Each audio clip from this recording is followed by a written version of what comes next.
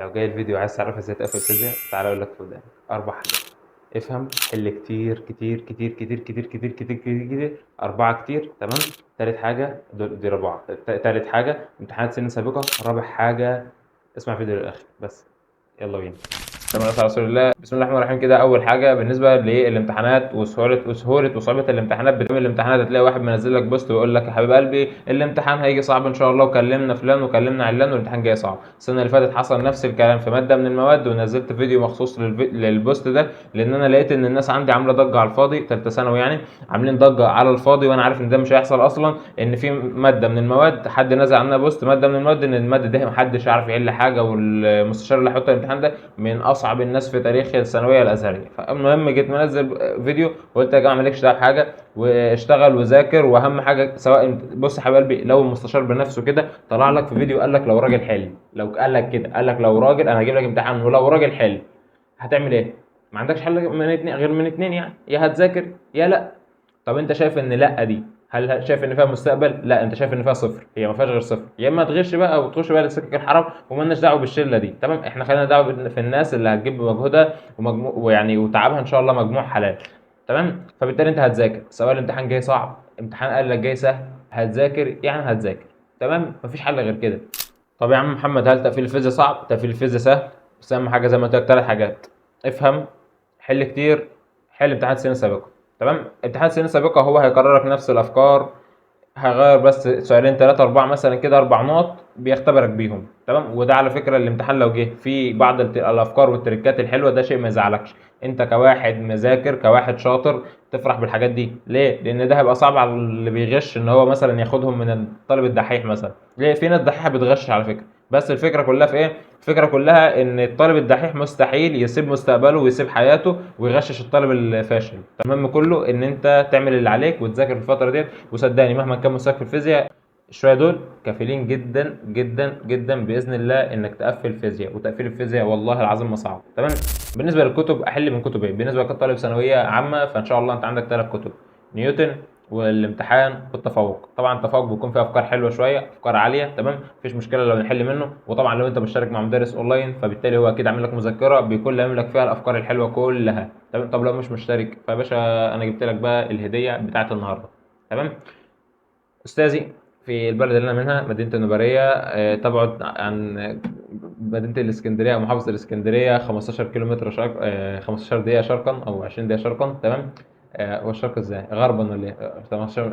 المهم مش موضوع، تمام. استاذ هشام كريطم استاذي، تمام. عمل قناه على اليوتيوب، وطبعا دي من اكتر الحاجات اللي فرحتني الصراحه بالنسبه لطلاب ثانويه عامه المحظوظين، طلاب ثانويه زي برضه المحظوظين، تمام. ان هو عمل قناه على اليوتيوب. وغير كده عمل مذكره مراجعه. انا عايز اقول لكم يا جماعه، اللي هيخلص المذكره دي فعلا ويفهم الافكار اللي فيها مش هيحتاج حاجه تاني. بجد والله والله بجد، يعني حاجه فوق الوصف، حاجه يعني عارفين جدا جدا اللي بعملها بطلع فيها السقف دي، فهي حاجه جامده جدا جدا جدا كده وهكذا، تمام تمام. المذكره دي فين؟ هتلاقيها ان شاء الله في جروب التليجرام اللي هسيبك اللينك بتاعه تحت في صندوق الوصف، تمام تمام. طب الحاجات المهمه دي بتنزل في جروب التليجرام ان شاء الله، سواء كان مذكرات او سواء غير مذكرات.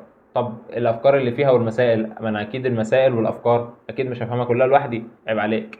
الاستاذ يا باشا فاتح قناه على اليوتيوب بيشرح عليها كل الافكار الموجوده في المذكره، وبيحل كل الافكار الموجوده في المذكره، وكل المسائل حرفيا من تحضيره هو، من افكار عاليه كلها وافكار متوسطه واللي بتيجي في الامتحان.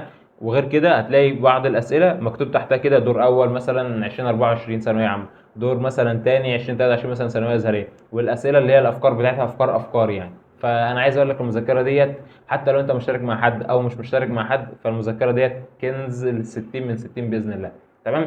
وكما قال الاستاذ هشام كريطم: الفيزياء سهله وبسيطه، ابتسم. فابتسم ان شاء الله، يعني باذن الله تقفل الماده.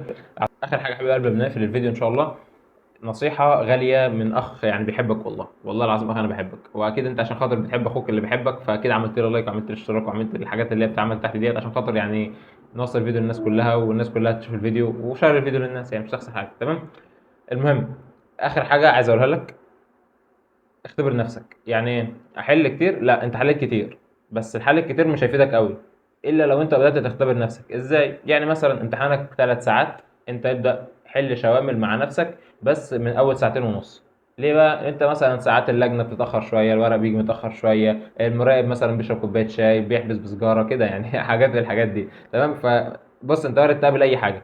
فاهم حاجه، انت في اللجنه ما تضمنش وقتك يكون صافي 3 ساعات، وممكن يكون يجي مفتش رخم يخش يقول لك اقف ونزل بنطلون، نزل هدومك واعمل وبص والكلام ده كله. فانت ما تضمنش المراقبين عاملين ازاي. فانت ممكن والله العظيم مراقب يضيع لك وقتك، وممكن مراقب يوترك نفسك من اول ساعتين ونص. هات شامل كده من الشامل اللي هي موجوده عندك في المذكره اللي معاك، او مثلا من اي مدرس، المدرس اللي عامل لك الشامل بتاعتك، تمام، او في الكتب اللي انت هتشتريها ان شاء الله، وابدا حل عليها واعمل الشامل ساعتين ونص. اخر نصيحه يا حبيب قلبي، بص، الفتره ديت ابعد عن السوشيال ميديا، ابعد عن تليفونك، ابعد عن صحابك السوق، وابعد عن اي قناه، سواء يوتيوب، تليجرام، فيسبوك، اي حاجه، اي حاجه بتحبطك، اي حاجه بتقول لك الدنيا هتبقى صعبه، الدنيا هتبقى مش عارف ايه، والاسعار غاليه ومش هتوكل عيالك والكلام ده.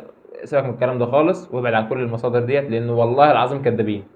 مع احترامي لاي حد، انا مش بهاجم شخص بعينه، بس بهاجم اي حد بيقول حاجه معينه زي كده، تمام، لان ده بيحصل كل سنه، وبين كل سنه بنشوف الحاجات دي. تمام. فاي حد يقول لك حاجه مش، بص، مفيش حد متاكد من حاجه. مفيش حاجه اسمها مستشار بيطلع يقول لطالب مثلا، او لصانع محتوى، او عنده واحد عنده بيج على الفيسبوك مثلا فيها 13 دشليار، هيقول له مثلا انا جايب الامتحان صعب. مفيش حد بيقول حاجه. مفيش حد بيطلع خبر ومنه يقول لك مثلا الامتحان هيبقى جاي صعب. المستشار طلع قبل الامتحان وقال لك في حاجه جايه صعبه، مفيش مشكله، قول لي يا باشا انت هتجيب امتحان صعب، هات الامتحان صعب، انا متوكل على الله وعلى مجهودي وبس. ده اللي هعمله. امتحان بقى جه صعب، امتحان جه سهل، درجتي ومكتوبه وهاخدها بالحلال. مالناش دعوه بالحرام. الناس بتاعت الحرام ديت الحرام بقى، بتوع السماعات والبراشيم والحاجات ديت، دول مع نفسهم. تمام. حتى الغش في اللجنه من زمايلك حرام. مفيش حاجه اسمها وتعاون على البر والتقوى. تمام. دي ولا تعاون على الاسم والعدوان. ولا تعاون على الاسم والعدوان يا حبيب قلبي. تمام. يعني اتمنى الفيديو يكون فاتكم. ان شاء الله ننزل باذن الله روتين طلاب ثانويه ذريه، عشان خاطر في طلبه من ثانويه ذريه بيكلمونا كتير جدا عن تنظيم الوقت والنوم والكلام ده. فان شاء الله هعرفكم ازاي. يعني انا في الفتره دي كنت بنام مثلا 4 ساعات، والحمد لله نومي كان مظبوط. فكنت بعمل ايه بقى؟ ان شاء الله اعرفكم يعني. الفيديو باذن الله يكون منفصل كده، اكلمكم سواء كطالب ثانويه ذريه او كطالب ثانويه عامه، واعرفك ازاي تراجع، واعرفك خطه محترمه جدا في اخر شهر كطالب ثانويه ذريه، يعني عشان تلم ال 18 ماده. انت طالب ثانويه عامه الخمس مواد بتوعك، اعرفك الطريقه ليه ان شاء الله ان انت ازاي تلمهم. بالنسبه للفيديوهات اللي نزل قبل كده، فنزلنا شرع وعربي، نزلنا انجليزي، ونزلنا كيمياء، ازاي تقفلهم والكلام ده كله. فهتلاقي الفيديو تحت في صندوق الوصف. حبيب قلبي، عندنا هنا في القناه بنشرح ماده الاحياء لطلاب ثانويه ذريه وطلاب ثانويه عامه، وبص عاملين شغل جامد. فتابع القناه هنا هتستفيد جدا باذن الله. ابعت الفيديو ده لزمايلك، ودعوتين حلوين، عشان والله العظيم الواحد في جهاد وحرب مع نفسه، وده من اصعب الجهادات والله. فدعواتكم يعني عشان خاطر يعني ربنا يعيننا ويعينكم يا رب، وربنا يتقبل منا ومنكم. ما تنسوش انت لما تدعوا لي الملائكه بتقول امين ولك بالمثل. فادعي لي، ادعي لي، ادعي لي كده جبت تقدير كويس، عشان خاطر والله العظيم يعني في مستقبل بيضيع والدنيا بايظه يعني. تمام. بحبكم في الله والله، ويعني مبسوط جدا ان انتوا شفتوني. فبس ربنا يا رب يوفقنا ويوفقكم. بس كده، نشوف اشوفكم على خير. صلوا على النبي. السلام عليكم ورحمه الله وبركاته. نشوف اشوفكم على خير. سلام.